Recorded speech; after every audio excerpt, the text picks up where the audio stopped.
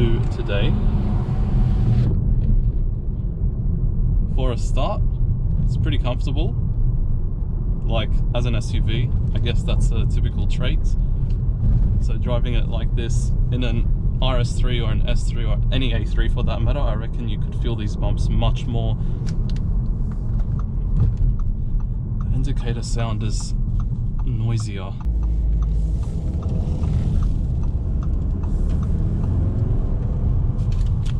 It goes pretty well. Doesn't have as much lag as a normal,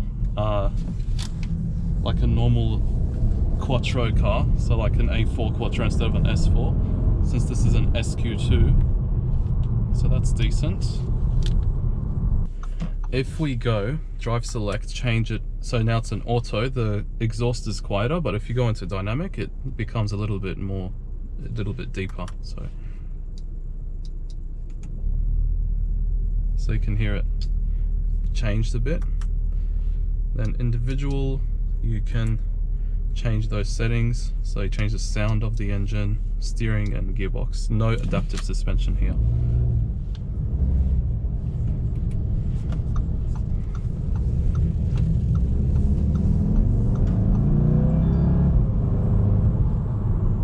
You can also hear the turbo, which is pretty nice. A little spool up sound.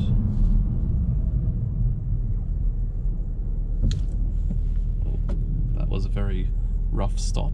It's got a nice thrum to the engine sound and the gear changes.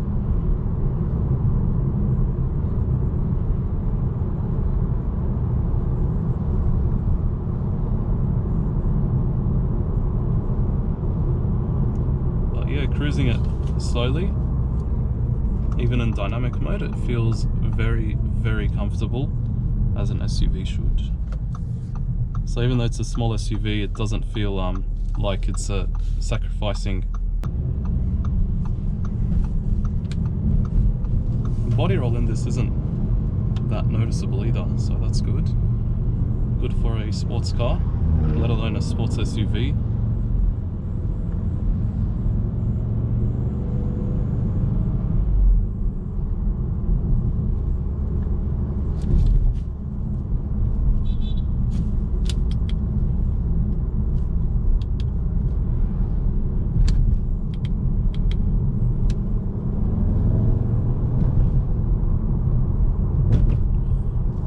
That bump there would have been quadrupled in a sedan, but since we're in an SUV, I don't know how many times I've said this in this video, but yeah, it's pretty comfortable.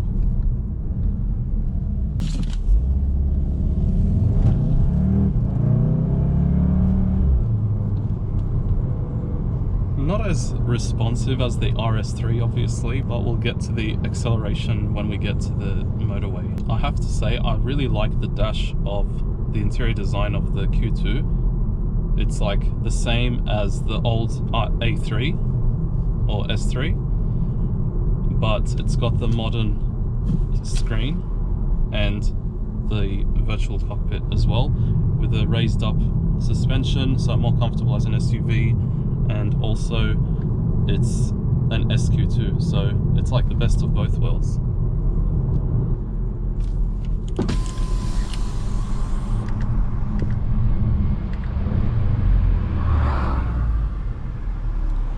No sign of any exhaust burbles when we downshift.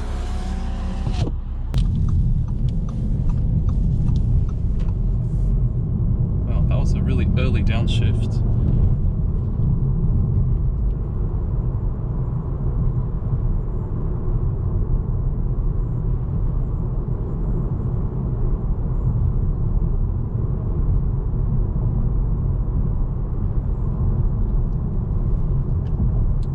Okay, this also has the active lane assist. Not at the moment, but I believe it's above 65 kilometers an hour. I have to say, first impressions about the SQ2, even though, okay, the overall driving dynamics, it's very sporty, I reckon like, and the interior, it's very familiar, very classic Audi, but it's got a lot of plastic in here, and for a 100,000 Australian dollar car, it's not acceptable. Like, you can get a much better deal buying used, like even a used A3 with a much better interior.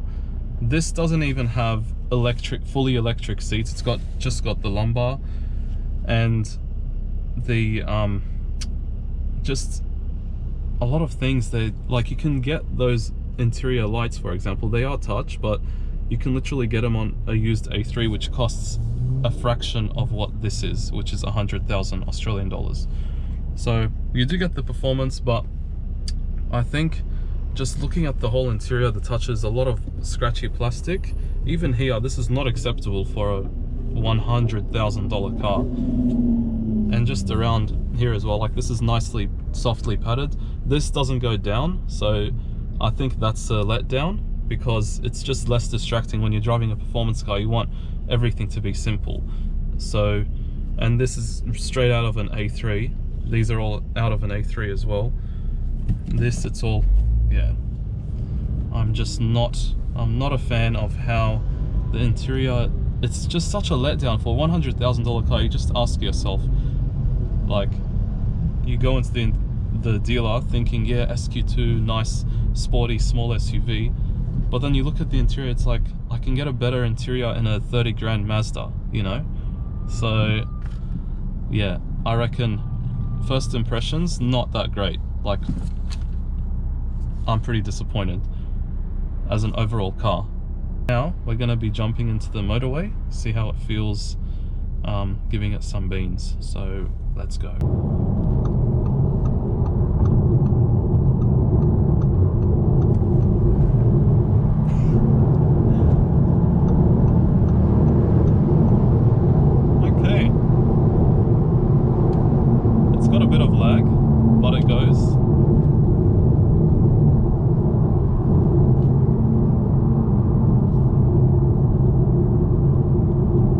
Active lane assist on this isn't great either. Comfort is there, handling is there, the performance is there, but everything else, the electronics and whatnot, it's just doesn't go well. So this is the SQ2. Like, they've got the marketing on point, they've got everything on point, but when you actually come to test one, it's like, where is the Audi-ness in this Audi?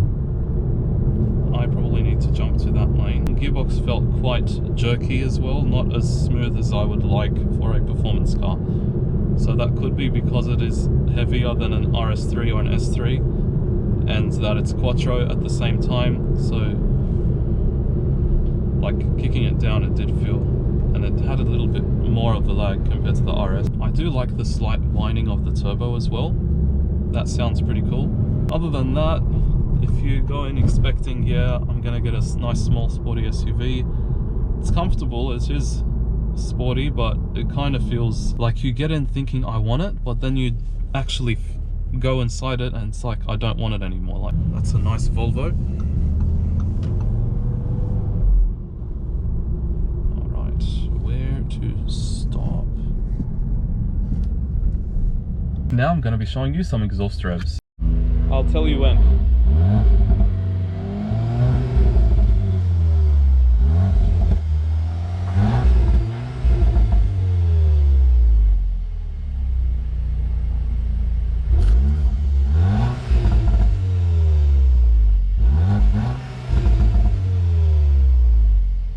Thank you guys for watching. Please make sure you like, comment, subscribe, and I'll hope to see you all in the next video. Cheers.